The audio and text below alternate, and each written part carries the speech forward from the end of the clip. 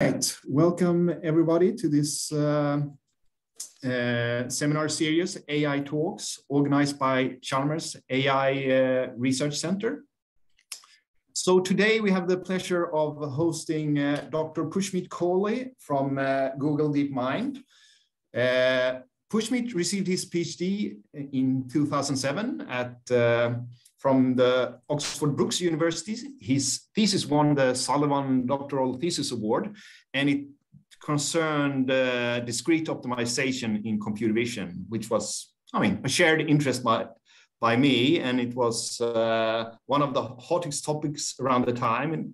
And it was also when I got to know Pushmeet, always coming up with new ideas, exploring new methods, and yeah, very energetic. Well, since then, Pushmeet has really moved on, and this has continued in a most impressive way, receiving numerous research awards, continually entering new areas and attacking really fundamental problems in all areas of science. Pushmeet leads the AI for Science team at DeepMind, which aims to leverage AI and ML techniques to solve important scientific challenges. And I think this includes AlphaFold, which has been recognized as a breakthrough of a 50-year-old challenge of protein structure prediction. By that, I'm very excited to hear more about this leveraging AI for science. So please, Pushmeet, go ahead. Thanks, Frederick, and thanks for the invitation. I'm really happy to give this talk. As sort of Frederick says, we know each other from a long time, and I can sort of safely say I'm also very impressed by the work that Frederick has done. So the admiration is mutual on both sides. So today I'll not talk about the thesis work, which was submodel function minimization and graph cuts, but I'll be talking about leveraging AI for science. As was mentioned, I lead the AI for Science team at DeepMind. So I just wanted to introduce what DeepMind is about. So DeepMind is a sort of company or organization which was started almost a decade back with the mission of solving intelligence to advance science and humanity, to really sort of go after the core question of can we think about what is intelligence, how can you recreate it, and how then you can leverage it to advance science and humanity. Now, there is a big focus on science here, and it will sort of come through as part of my talk. So in the first sort of stage of DeepMind, the research philosophy, when we go towards this journey of intelligence, has been to focus on techniques for general intelligence. So what do I mean by that? By that, I mean that sort of techniques which are generally applicable to many different problems and the solution of many different problems. And we take a learning-based approach. Our focus is on machine learning. We think about end-to-end learning. Reinforcement learning is also another sort of key topic of interest from the time DeepMind was founded. And then to evaluate progress on these fundamental techniques, we look at certain competencies, perceptual competencies, as well as competencies to search and solve reasoning problems. And over the first sort of phase of DeepMind, our focus had been on working on these core competencies and demonstrating progress on them. So you might have sort of seen the work that DeepMind has done on learning from scratch. How do you make an agent play any Atari game? Sort of our work on AlphaGo, which beat the world Go champion, and then followed that up with AlphaZero, which is a general purpose sort of algorithm that can deal with many different sort of problems from scratch, not just Go, but chess and so on. And then AlphaStar, which looked at the problem of StarCraft, building an agent to play StarCraft, which was a very complex and has a number of elements of strategy involved in that game. So around 5 years back, once we were seeing that there was considerable progress in these fundamental competencies, we started the science program at DeepMind with the specific mission of now leveraging all the fundamental techniques that have been developed in AI to pursue breakthroughs in impactful scientific challenges. And it's easy to motivate this. The world, as we know it, is facing a huge number of challenges. And if anything, what climate change and the COVID pandemic has shown us is the limits of our current understanding about biology, about the world in general. So really the idea is how can we make and accelerate progress on science. Now, when we look at science at DeepMind, you have to focus on problem selection, right? DeepMind is a very mission-focused organization, and science is extremely broad. So you have to really think carefully about what are the types of problems that you want to work on.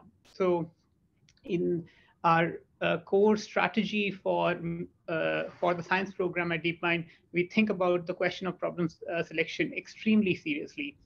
So what are the elements that go into problem selection? One is that the problem needs to have high scientific significance and impact. It really should accelerate science in a very meaningful way. We are not interested in like, here is another sort of conference or journal paper. We really want to think about the types of problems which can accelerate specific areas and areas of immense impact in a very meaningful way. The second thing is, of course, we are going to approach that scientific problem through machine learning and AI. And if we are to approach that, then there needs to be the raw material for us to sort of take advantage of, right? And the raw material in our case is the availability of data or a simulator from which we can learn how to make progress on that particular problem. And the third and final thing that is extremely important for us when we look at these problems is because DeepMind is a very mission-focused organization, very collaborative, where large teams come together to focus on an extremely challenging and ambitious goal. It needs to have a clear objective function so that we can measure progress. And this really helps in bringing a group sort of together and sort of seeing how much, what is the actual impact of certain research ideas. So problem selection is an important element of the DeepMind science program. The second extremely important element is the multidisciplinary team and approach. So we don't sort of think about, like, I think if you look at a scientific problem and you approach it with the idea that, well, here's the scientific problem and we have these AI and machine learning tools and they will solve the scientific problem, then that approach is unlikely to work. For many of these problems, a lot of work and effort has already been done in those respective fields by a number of very intelligent and hardworking scientists. And the idea is, how do you bring together the insights that the community has learned and the domain has learned with what machine learning and AI can sort of learn from data or from simulations? And finally, to really be focused on the goal, not to be distracted by, well, can I create another sort of interesting method and try out on 10 different applications? We just take one goal at a time and then go after it in a very specific way for speed and impact. Now, coming back to problem selection, to give you an idea of how we think about it, we think about problem selection is particularly focused on what we call root node problems. So what are these root node problems? So here in this like, let's call this a tree of topics, right? A tree of knowledge, as our CEO Demis Hassabis sort of calls it. And you will look at, you will see that there are these problem nodes which are at the root of the tree. And here there are sort of there are two sort of roots of tree here listed: quantum chemistry and protein folding. I mean, there are many of these kinds of problems. But what makes these root node problems very unique and interesting is that if you solve one of these problems, then they have a lot of downstream impact, right? For instance, if you solve quantum chemistry, if you like completely understand quantum chemistry, then you will be able to design better materials, which can be used for battery design, for high temperature superconductors, which can then be used for sort of building better fusion reactors, better photovoltaic cells, and like eventually lead to problems, solving problems like climate change and so on. And on the other side, if you solve the problem of protein structure prediction or understanding what proteins are, then that helps you in sort of understanding how diseases happen, how you can design new drugs, and the general area of synthetic biology. So these fundamental sort of problems are really impactful because of the downstream impact that they can have. Now, when you think about machine learning and AI, there are particular elements that are important for science. Of course, and I just wanted to mention a few of these. So generalization. The first is generalization. It's not that you want to achieve some accuracy on some test set. You really want to solve the problem, because in science, if you are sort of proposing a theory, the theory needs to generalize and needs to work for things that you have not seen yet, right? So Newton laws don't just work for specific sort of data instances, right? They work generally. Or the theory of relativity, like it generalizes across various different settings. So that's an extremely important element, that your model, that whatever you learn generalizes. The second important element is that because machine learning and AI techniques make predictions, you need to understand the uncertainty associated with those predictions. Because if you are to be able to work with scientists, and the scientists are able to sort of leverage these models and their predictions, then they need to understand what is the uncertainty associated with those predictions. And finally, you also need to think about the output that the machine learning model generates. Because in science that a scientist has to interpret it, that output needs to be sort of interpretable and explainable. So these are sort of three important elements which are especially important for science when we look at machine learning. Now, I'm going to explain some of these concepts from the perspective of some case studies. And the first case study is something that was already mentioned in the introduction, which was AlphaFold and protein structure prediction. So what is a protein? Now, you don't have to look far. You can look at your hand. You can look at your body. It's just made up of proteins, right? Essentially, the human body, life in general, is made of protein. Of course, there are other sort of molecules like fats and sugars and so on, but proteins are the building blocks. They are the machine that drives life.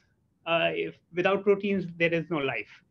And so from a computer science perspective, you can just see them as a string which is represented using an alphabet of these 20 letters, like these amino acids. So you have this long chain, and there are 20 amino acids, and those 20 amino acids can appear in this chain.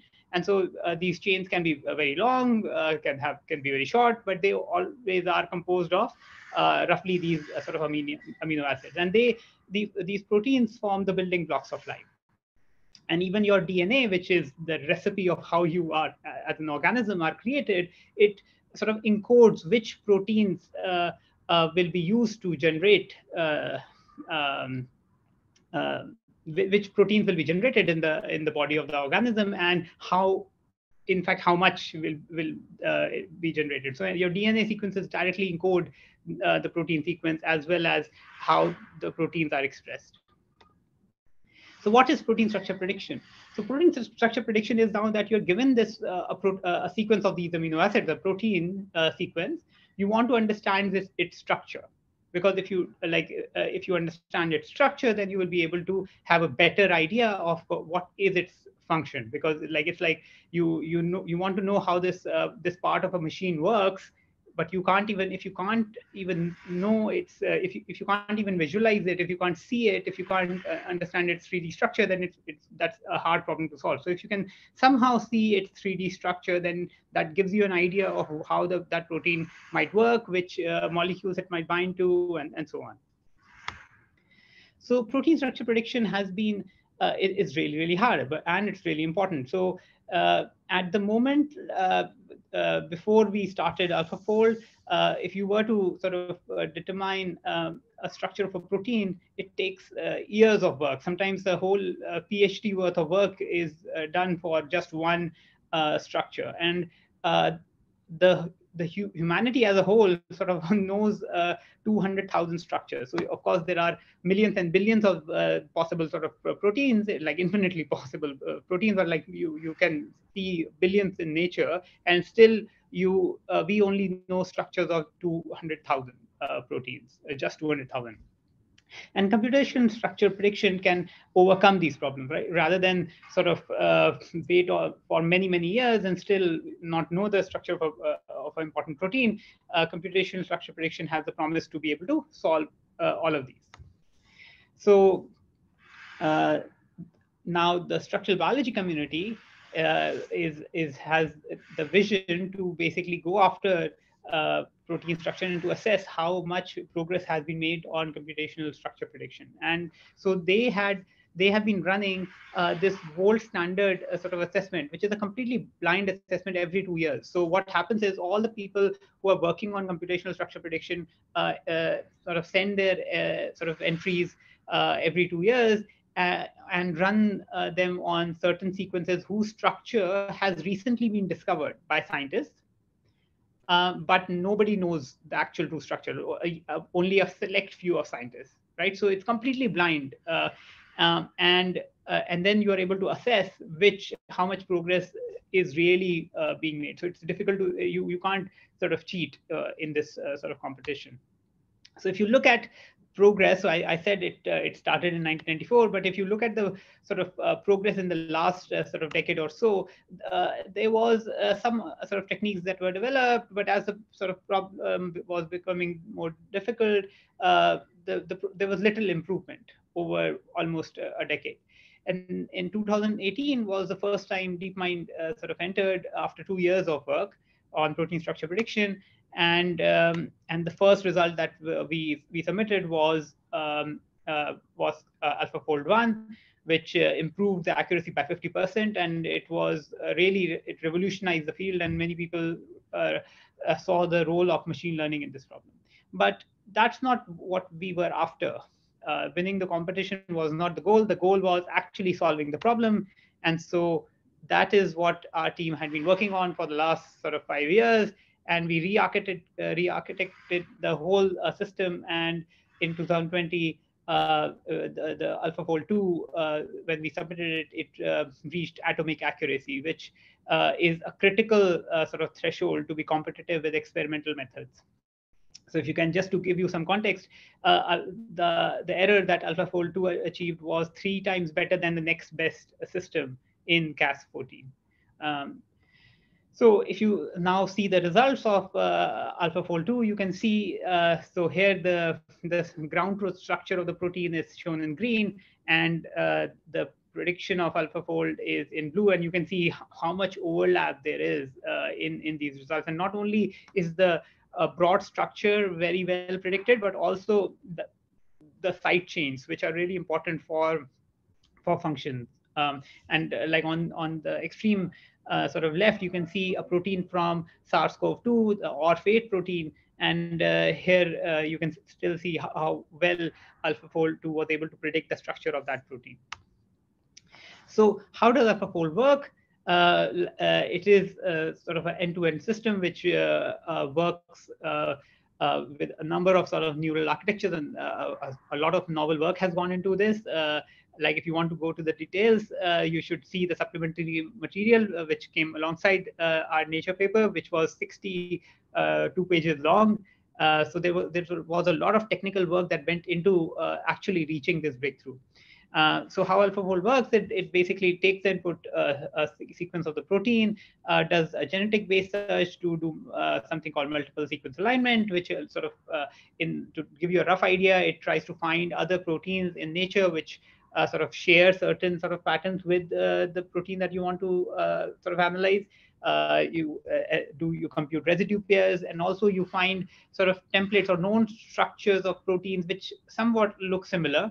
And then you feed all of this information to this neural architecture, which computes a multiple sequence alignment representation and a pair sort of representation, which goes through this Evo former or attention-based model. It produces a representation which then is taken in by a structure model, which produces the structure. And this process is sort of repeated in a process called recycling a number of times to gain the final prediction.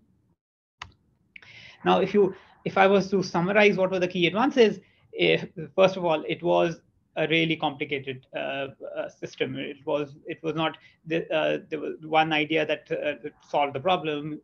This kind of work requires a lot of focus and a lot of different ideas coming together to solve this, to achieve this big breakthrough. So it was an end-to-end system with iterative recycling to refining the structure. It uses attention-based neural networks to infer the implicit graph structure between residues. So if you look at, so residues are these amino acids. So if you look at a protein sequence, one idea would be like if you can think of that as a Markov model, and only sort of neighboring sort of amino acid would influence each other's structure, and that's not true, because when proteins sort of actually fold, their interactions are in 3D. So residues which are far off, or amino acids which are really far off, can be interacting with each other. So there is an implicit graph structure which has to be inferred by the model to really understand what are the true interactions which will guide the structure of the protein. And the attention-based neural network does that on the fly in some sense. It has built-in evolutionary and physics constraints into the architecture without impacting learning, which is why I was saying earlier that you have to bring in the knowledge that domain experts have learned over the years to bring for the model not to sort of rediscover the fundamental laws, right? Whatever information you can provide it should be able to leverage that. And then finally, it took a large research effort over 5 years from a 20-person multidisciplinary team. And this is I think the central sort of point here, that some of these problems are extremely challenging, and they require that level of commitment and focus. Now, because this is a computer science talk, so I need to sort of, I wanted to emphasize on what are the important elements, and I mentioned uncertainty in the beginning. So AlphaFold sort of comes with uncertainty.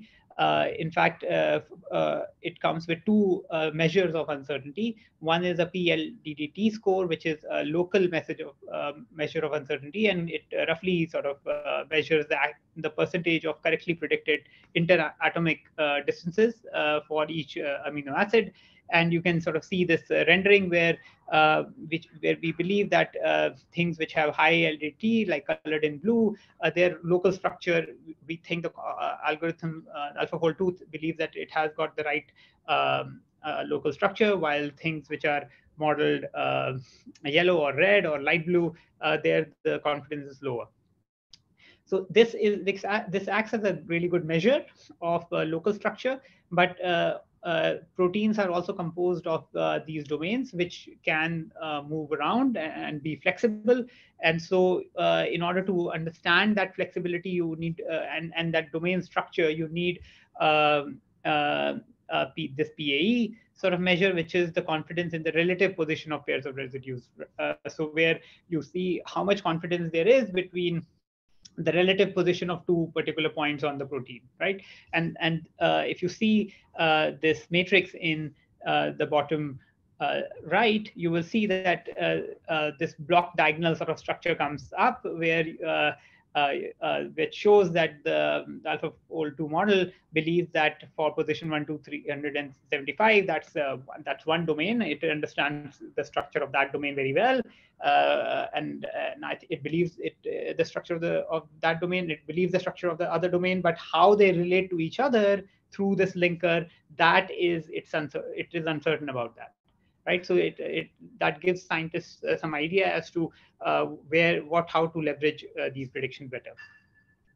And how does it actually make these sort of predictions? It directly regresses them. So we sort of remove that structure module block at the end of the architecture and directly make predictions about the uncertainty, which we validate independently. Okay, so now a true test of a prediction is when I said when the model sort of is able to generalize. So which was very interesting. When we released AlphaFold, there was a very interesting thing that happened on Twitter. Now research happens a lot on Twitter these days. In a day or two, structural biologists started to notice that the regions where AlphaFold was uncertain, in fact, were the regions which scientists believed where the proteins were disordered, in the sense that so proteins are not static, so they move around as well. And so for like in this sort of figure, you can see that there are certain parts of the protein which are sort of rigid and static, and there are other elements which are sort of disordered, which are moving around. And in fact, researchers saw that AlphaFold's uncertainty measures were state of the art for predicting disordered regions. So this is a true testament of the model working, because even its uncertainty measure becomes the state of the art leads to a sort of solving a task and becoming state of the art at that disorder prediction task. So there were other sort of uses of the model, like you can also use the uncertainty to estimate the accuracy of predictions of other models, which also shows that it was very well calibrated in terms of its uncertainty prediction. So not only was AlphaFold 2 extremely accurate, but it was also very fast. So previous work in computational structure prediction could sometimes take hours and sometimes even days. But in our case, we had architected AlphaFold 2 to be extremely fast, which led us to sort of think, when we were trying to share AlphaFold 2 with the scientific community, we realized that we do not need to just sort of share one particular prediction or two predictions or three predictions. We can actually find the structures of the whole human proteome and release it to and share it with the scientific community, because AlphaFold 2 was so efficient in doing this. So that was our work on the human proteome. We actually predicted the structures of 20,000 proteins generated, which is expressed by the human genome. And if you just to put this in context, experimental coverage was at 17%. So scientists through experimental means only knew about the structure of 17% of the human protein. So imagine, like all the parts of your car, but in your own body only 83% of the proteins in your body, researchers and scientists don't know the structure of. And we, with AlphaFold 2, were able to almost double that to 36% percent of proteins. We could now say that we have very high accuracy structures. And then if you sort of lower the sort of certainty bar, then you can sort of even put this point to 58% of proteins with very high accuracy. We can say that we know the structure of these proteins.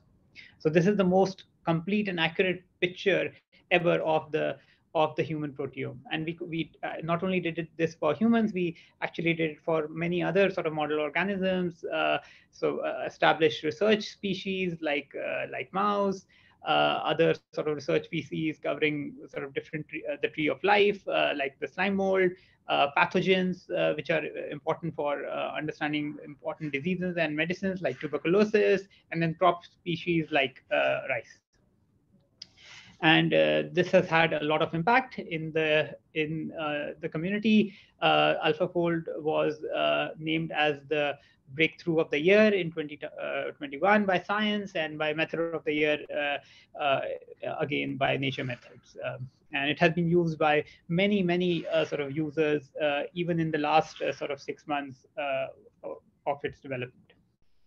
And so this work wouldn't have been possible without a very committed team of researchers and engineers who have been working on this problem for the last 5 years of their life.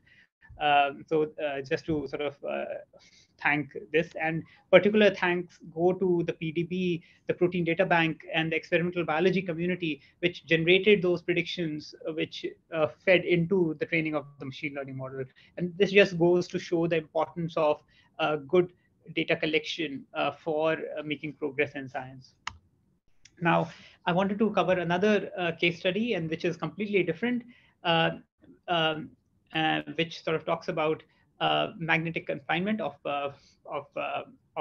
plasma for fusion. Now, climate change is very important, and energy security is becoming extremely important, as you can see events in geopolitics.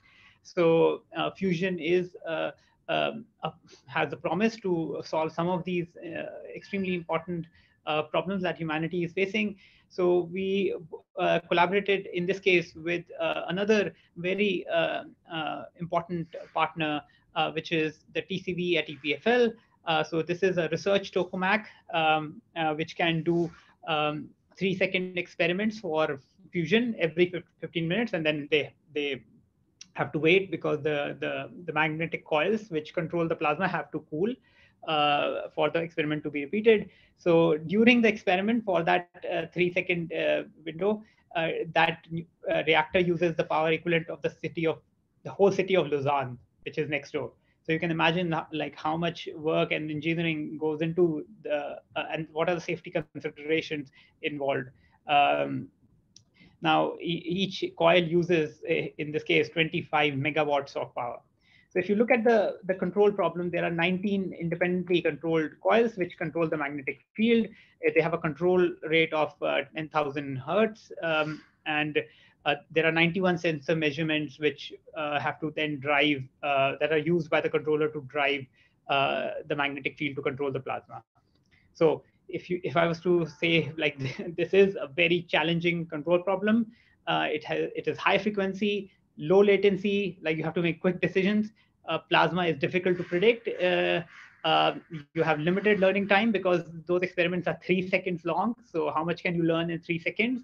And then maintaining safety is extremely important. So trying to sort of learn how to control a plasma on the real plant, I mean, that's very tricky. You don't want to let loose a completely free machine learning agent. So of course, in this case, the right strategy is to focus on simulation. So we did a lot of work in building in making sure that we can learn from a simulator in this particular case. And there is a lot of development that has happened in the machine learning AI community on how do you transfer from a policy that you have learned in simulation to the real world. So we leverage all that work that was then sort of utilized here, and the results were very impressive for us to see. So this is the first successfully stabilized plasma using a learned control policy. So just to give you some context, like there are control policies which are installed in these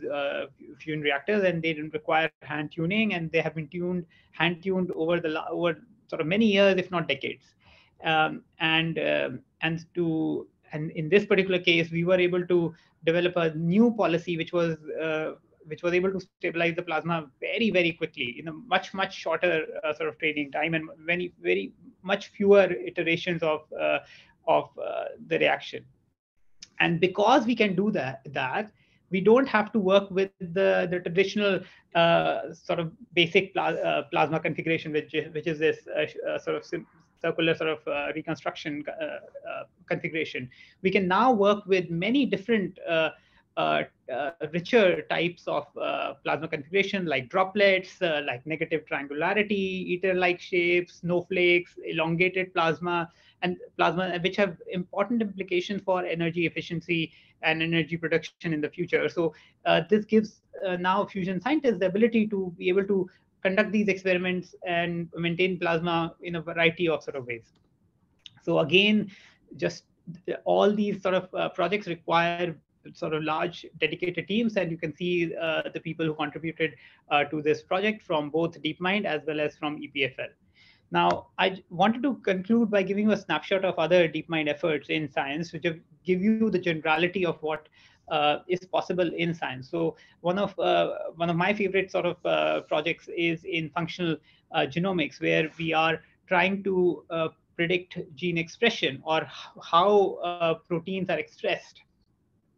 Proteins are expressed by looking at the non-coding region of our DNA. So our DNA is composed of the coding region, which says which proteins need to be generated, and the non-coding region, which actually sort of modulate how proteins are generated, right?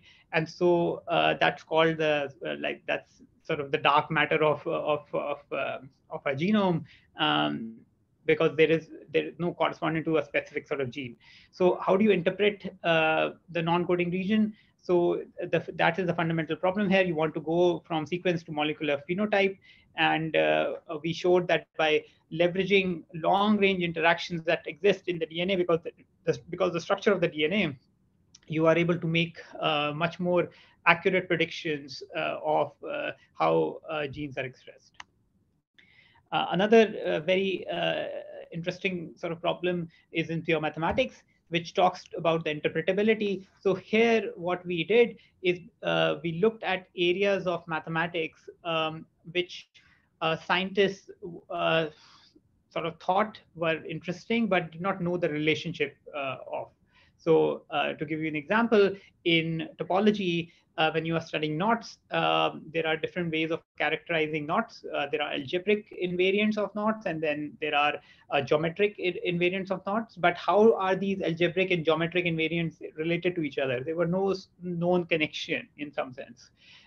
And what our model was able to sort of, so in this sort of project, we trained a machine learning model, which was able to sort of generate, in participation, collaboration with the mathematicians, sort of a symbolic representation or symbolic connection between these two areas of describing knots, right? So the algebraic invariants and the geometric invariants, and give produce this kind of conjecture, which is shown below, which was then proved by mathematicians as a true conjecture, and which is deemed as a really impressive result in this area. And finally, I wanted to talk about quantum chemistry, which is another sort of root node problem, where we are using machine learning and neural networks again to push the frontiers of density functional theory, which sort of thinks about how matter can be matter behaves and explain its sort of its energy and state at the quantum level. So this is another important sort of topic.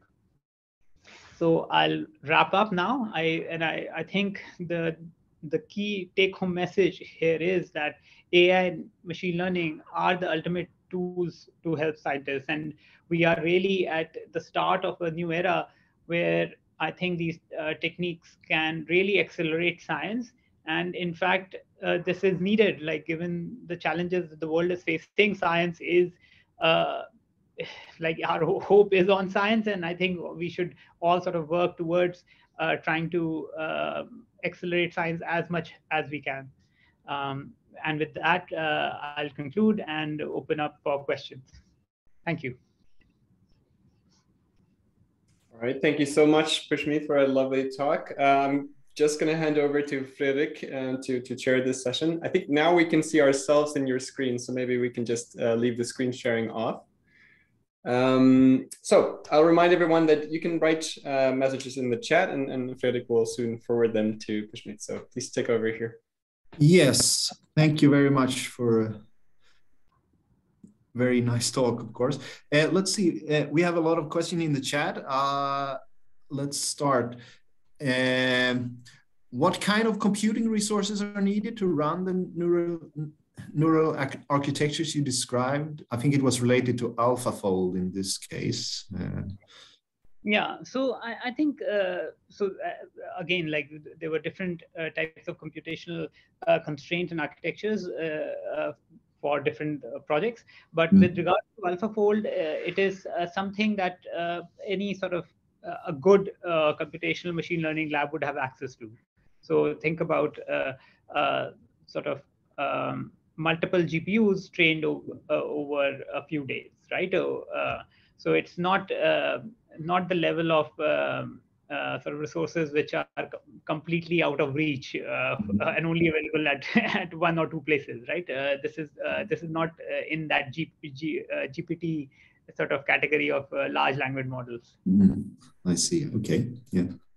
So will there be a sort of AlphaFold 3, and what would you need to sort of improve it, or is it solved? Yeah, so I think so. See, there are different elements like in understanding proteins, right? Of course, predicting the structure of the protein is one task. Of course, proteins themselves are richer. They are flexible, so there is, as I mentioned, there was disorder in those proteins. They interact in different ways. So there are many other sort of problems about proteins, and our understanding of protein still needs to be sort of improved over time. Yeah. Okay. Yeah. Thank you. All right. I'm looking here at the chat. So here's a question from Björn Nietzsche. I realize competence and working models are key parts behind the AlphaFold success, but still would be interesting to have also an estimate how much total working time that went into building Alpha 1 and 2 in terms of deployment years, for instance, or yeah, so 10 years. Yeah, so I think I mentioned like we started the project in 2016, and then we submitted AlphaFold 1 in 2018. So in fact, like those 2 years, we were not writing papers or anything. We were just working. The whole team was working on the on the model, right? And it was a significant sort of team. And again, from 2018 to 2020, the team was really focused on AlphaFold 2. So I don't know, like I don't know the exact numbers, but I can just we can do the multiplication and additions there. Yeah. Yeah. So would this been possible in an academic environment, or is it sort of? Yeah, I don't see why not, right? I think it can. It's just it's a way. I mean, there are different elements, right? Like PhD students have to are expected to write PhD their PhD theses, which but I think this kind of work should be encouraged in academia, and we should think about how do we sort of build mechanisms so that as a part of science, collaboration is so important, right? And we somehow have to encourage collaboration in every part of the scientific in every stage of a scientist's career. So it seems odd that we should work on our independent sort of PhD thesis for 3 or 4 years, and then we learn to collaborate. That doesn't work, right? So I would encourage people to really think of ambitious problems and then work together, even at every stage in your career. Right. I have a question here from Pernilla Wittung Staffshede. Can AlphaFold predict metal binding or any cofactor? Is this complexity of proteins a future target? Or?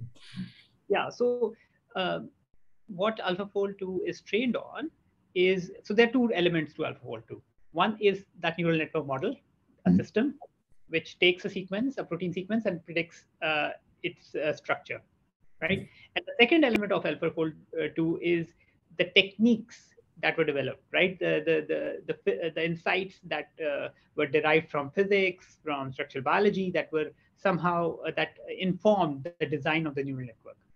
Now, if you are thinking about solving a related problem like metal binding or sort of structures of different cofactors, now there are two elements. One is, can the same system, AlphaFold 2, somehow make predictions about that? And I think for me, that is, we haven't sort of validated that. So somebody should, but it's not trained to do that. So maybe it could, but it's not trained to do that. But definitely we believe that the ideas that are in AlphaFold are relevant for solving those problems, right? So eventually, if you think about a system for predicting metal binding, the ideas that go into designing AlphaFold 2 will generalize. Right. I have a question here from Ross King.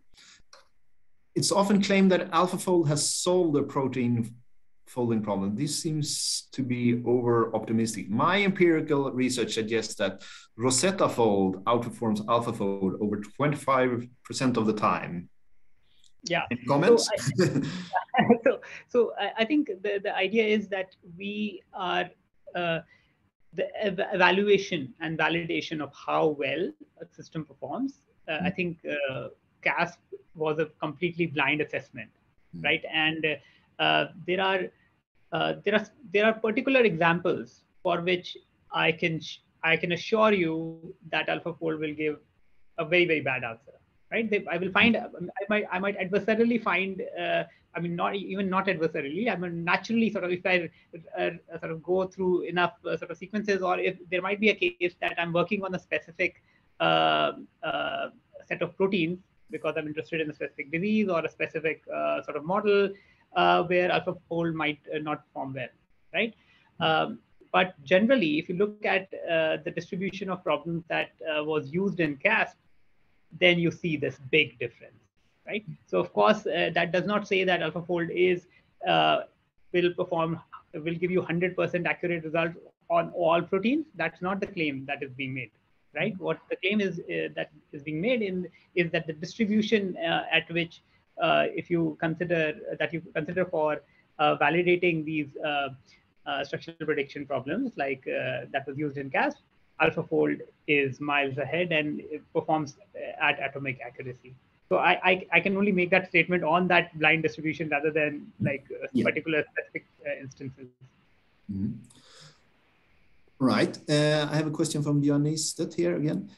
PDB and CASP2 is possibly quite far from a random sampling of the protein structure. Have you seen cases where this bias tricks of AlphaFolds to predict with high confidence structures that are entirely wrong? I guess you sort of answered that question already. Let's go ahead. I have a question from Simon Olsson here. Can't you argue that solving quantum chemistry problem ultimately solve the protein folding problem? Yeah, so I think there's a matter of scale here, right? So yes, of course, if you solve quantum chemistry in a very scalable way, then you have solved everything, right? But scale is something which is not trivial. So at the moment where we are with quantum chemistry is even sort of understanding small molecules, let alone sort of proteins, which are very, very big molecules because they are composed of these large collection of amino acids. So I think eventually one would hope that a solution would come from quantum chemistry, which will be able to solve the whole thing. But there's also another element to protein structure prediction, which is maybe also quite subtle, is that proteins sort of exist in the wider context of the biological system. And sometimes even the problem is ill-posed because proteins only take the structure in the presence of a specific context, like a specific ligand or other proteins. And what AlphaFold sort of 2 does is basically gives you what should be that structure of under the natural sort of circumstances. But if you just try to model it from basic quantum chemistry without giving the context, then you might not get the right answer. So there are two elements. One is like improving the scale at which quantum chemistry works, and the second is basically giving the appropriate context so that the problem becomes well posed when you from a quantum chemistry perspective. Okay, yeah. I see. All right, let's have a few more questions if you have time. So I have one here from Thomas Lundberg. Is there a pushback from the fusion community to control the plasma using AI? I mean, instead of pushback, this was a collaborative project with the fusion community. Like this wouldn't have like we can't just sort of get our own fusion reactor. So we do it with the fusion community. So this is a collaborative project. Yeah. But I guess, yeah, I guess there could be critical people sort of using AI to control these kind of things. Yeah, absolutely. I mean, which is why I said at the beginning, right? In all these sort of problems, you have to approach the problem with a lot of respect. Yeah. If you sort of see, oh, well, we are just like, we have arrived and we'll solve your problem with our sort of fancy technique, that doesn't work. Because a lot of work has already sort of been done. And the problems are extremely challenging and you have to work together. So in all successful collaborations, we have seen there's a lot of respect, and both sides, the machine learning researchers and the domain expert, whether they are fusion scientists or whether they are structural biologists, they start as sort of two experts. But as the project grows over a period of time, they become experts in both domains. So like the computer scientists become structural biologists, and the structural biologists get knowledge of machine learning, right? So it is a true multidisciplinary sort of approach. So I think with regards to the fusion community, I think the reception that we have received is quite good, and they see certain sort of use cases. It's not as if like AI has solved fusion. Very far from it. Right? There are a lot of different problems that remain to be solved, but there are use cases, and the fusion community sees where this kind of approach, the value of this kind of approach. Yes. Thanks. All right, I have a question from Devdat Dubashi here on the math problem or the math. Does the system for math use purely neural methods, or does it have symbolic methods in it? Yeah. So that's a good question. So how this particular approach worked is it worked with neural sort of methods, but then we used feature attribution techniques, which try to infer what parts of what elements are important and what sort of features were important. And so in some sense, those elements were highlighted, and then it was a process working with the sort of experts who were then the model was saying, well, I can explain this, I can create this, I think there's a relationship, and these sort of these key elements are present there, and that symbolic sort of composition part was done in collaboration with the mathematicians, right, who were seeing what were the patterns coming out, and can you sort of represent those patterns symbolically, right? But in the future, you could think so that symbolic sort of composition part can be done in the future, right? But at the moment, it was not. It was done by the collaborative mathematicians who were working with the system, who were using the system. Okay. I have a question from Yuko Liu. Can the model trained at the tokamak at EPFL be generalized and used to control other tokamaks of larger scales? Yeah, so this is a very good question. So there are two sort of elements. One is sort of there is a difference between tokamak configurations, and then there's an element of different scale. So in fact, we did the transfer from simulation to the machine. right? So one would hope that between machines, the transfer would be possible as well. And in fact, if not, we could easily go back to the simulator and then train for the new configuration, right? Or for the larger sort of configuration. Right. Okay. Thank you very much, Pushmeet, for a very interesting talk and staying with us, answering the questions here as well. It's nearly 4 o'clock, so we're keeping the time. Yeah, thank you very much. Thanks. So we'll Thanks a lot. end this session now. So thank you again. Okay, bye-bye everyone, and it was great to talk. Bye-bye. Bye.